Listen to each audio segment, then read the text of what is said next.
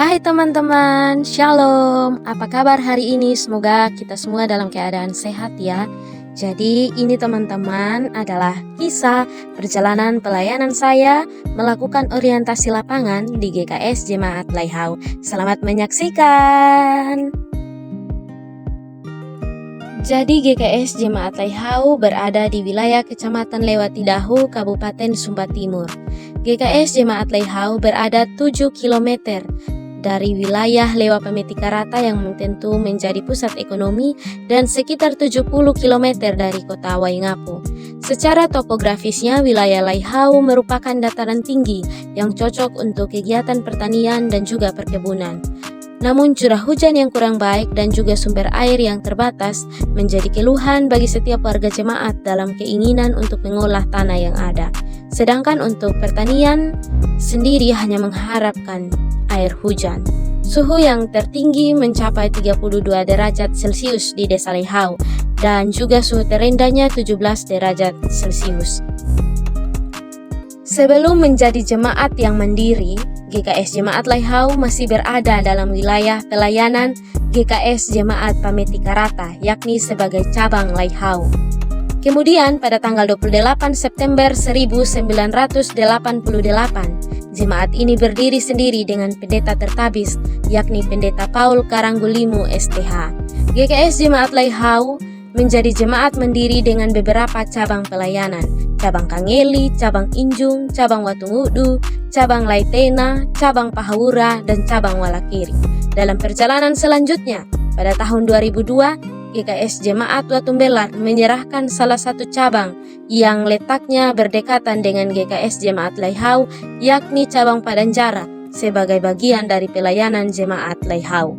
Dan karena itu wilayah pelayanan mengalami peningkatan, yakni jemaat pusat dan 7 jemaat cabang. Pertumbuhan dan perkembangan GKS Jemaat Laihau, yakni dari segi spiritual dan jasmani, semakin meningkat serta ada harapan untuk memaksimalkan mutu pelayanan melalui proses pemekaran jemaat. Sehingga pada tanggal 5 Oktober 2006, jemaat cabang Injung dimekarkan menjadi jemaat yang dewasa dan mandiri dengan nama Jemaat GKS Jemaat Injung, sekaligus pentabisan pendeta yakni Pendeta Melvin Damalotang STH. GKS Jemaat Injung memiliki beberapa cabang yang menjadi bagian dari pelayanan, yakni cabang Kangeli, cabang Watungudu, dan cabang Laitena. Sehingga GKS Jemaat Laihau memiliki 3 cabang yang tersisa, yakni cabang Pahawura, cabang Walakiri, dan cabang Padanjara. Seiring berjalannya waktu, GKS Jemaat Laihau semakin memiliki pertambahan jemaat, sehingga pada tanggal 12 Februari 2016 ditabiskan pendeta kedua di Jemaat Laihau, yaitu Pendeta Aurelia Aleta Sengge STH yang masih melayani sampai sekarang. Selanjutnya dalam 5 tahun berjalan di Jemaat Laihau, jumlah jemaat kian bertambah sehingga diputuskan juga untuk memekarkan cabang Pahawura menjadi jemaat yang mandiri dan telah melakukan pentabisan pendeta pada tanggal 7 Oktober 2021, yakni Pendeta Dorcas Dangalila STH.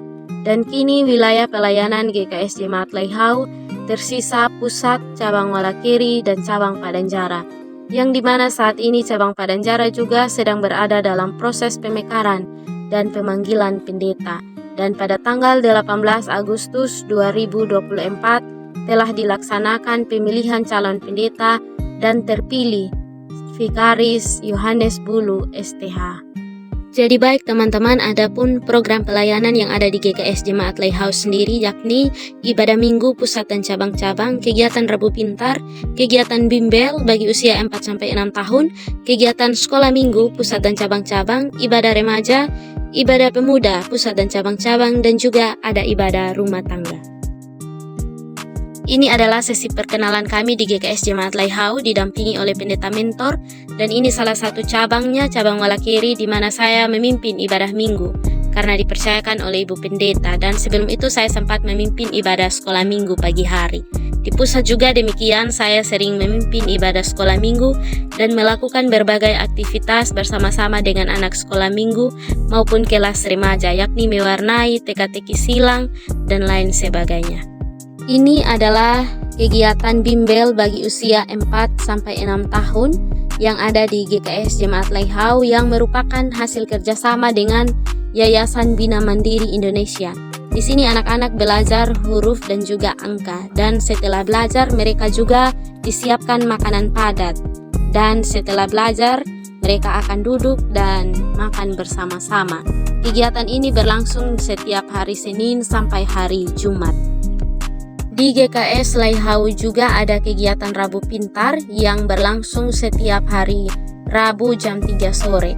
Kegiatan ini diikuti oleh para remaja dan juga anak-anak sekolah minggu, dan dalam kelas ini pun mereka bebas untuk belajar apa yang mereka sukai, mulai dari belajar menggambar, menulis, mewarnai, dan juga membaca. Buku-buku dan peralatan yang juga disediakan sangat menarik, sehingga mereka juga berantusias dan semangat untuk belajar. Dan buku-buku yang disediakan ini beragam, ada buku komik, buku dongeng, buku pengetahuan umum, dan lain sebagainya. Ini salah satu ibadah remaja bersama lansia yang pada saat itu saya pimpin, dan di situ kami menulis surat cinta untuk oma terkasih kami. Jadi ini adalah kegiatan remaja pada saat itu, yakni voli terpal, dan ada juga kegiatan CCA bagi komisi remaja. Dan sebelum kami melakukan kedua kegiatan ini, yakni voli terpal dan CCA remaja, kami juga sudah melakukan galang dana untuk kami membeli bola voli dan kami melaksanakan kegiatan lomba ini. Tentu kegiatan ini kami lakukan untuk semakin mengajak anak-anak aktif dalam persekutuan ibadah remaja yang ada di gereja. Dan pada saat itu ibadahnya juga kami lakukan dengan ibadah perkunjungan di rumah salah satu teman dan juga ibadah di gereja. Kegiatan ini kami lakukan setiap hari Kamis sore. Ini adalah salah satu ibadah pemuda yang ada di pusat yang dilaksanakan setiap hari Jumat, dan setelah ibadah biasanya dilakukan latihan pujian, dan juga di cabang ada ibadah pemuda cabang Padanjara setiap hari Sabtu sore dan di cabang Walakiri setiap hari Minggu.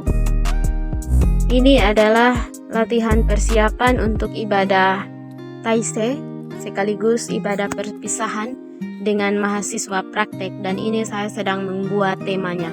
Karena tidak ada salib kecil untuk simbol liturgi, jadi saya membuat salib sederhana. Dan ini kami sudah selesai untuk mempersiapkan ruangan, dan kami memulai ibadah Taise. Pada saat itu kami mengundang pusat dan cabang-cabang, namun karena lain hal tidak begitu banyak teman dari cabang yang juga turut bergabung bersama-sama dengan kami. Dan ini adalah kebersamaan kami setelah selesai ibadah.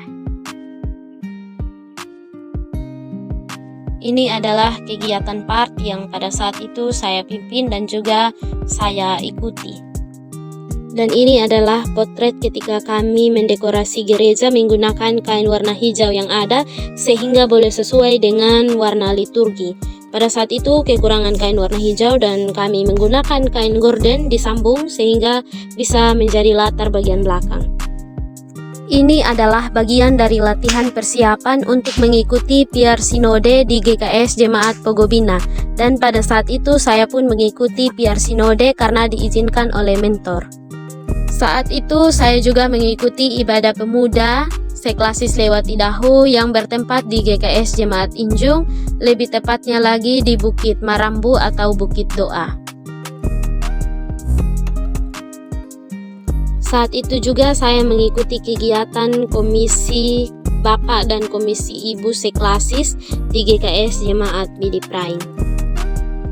Pada saat itu juga saya mengikuti kegiatan kerapatan sidang klasis ke-1 lewat Idaho yang bertempat di GKS Jemaat Watumbelaru yang berlangsung 3 hari dari tanggal 5 sampai dengan 7 Juli 2024. Dan saya juga mengikuti rapat persiapan panitia pemekaran GKS Jemaat Laihau cabang Padanjara.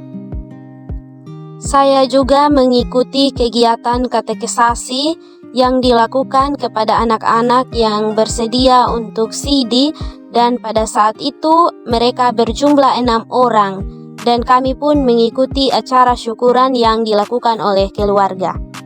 Dalam pelayanan yang juga padat, saya menyempatkan diri untuk melakukan perkunjungan kepada janda, kepada lansia yang sakit, dan kepada warga jemaat yang lainnya, sekedar untuk saling bercerita dan saling mendukung, mendoakan satu dengan yang lainnya. Dan tentunya saya belajar banyak hal. Saya juga mengikuti ibadah duka bersama mentor.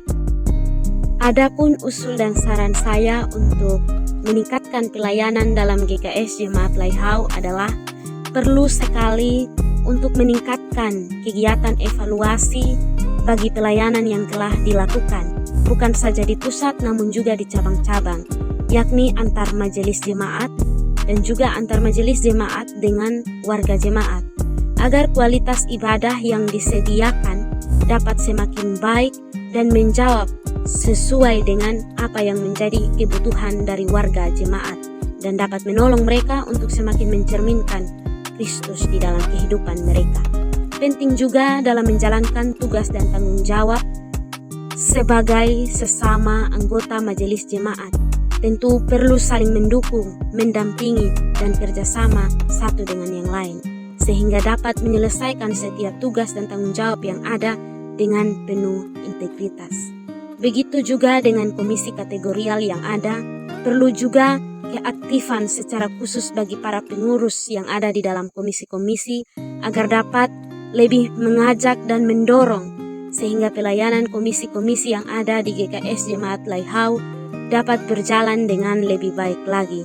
Ini saya kira perlu dievaluasikan secara serius juga, karena dilihat dari tingkat kehadiran setiap komisi juga sangat berkurang, dan yang berpartisipasi pun dalam setiap kegiatan yang dilakukan sangat berkurang.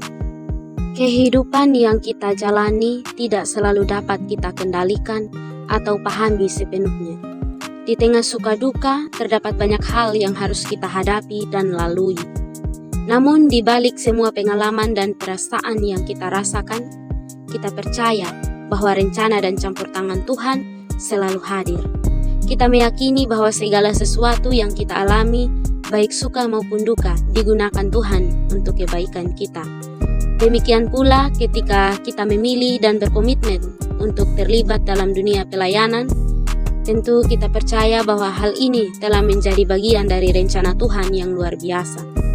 Menjadi bagian dari dunia pelayanan menuntut kita untuk menjadi teladan yang baik bagi orang lain.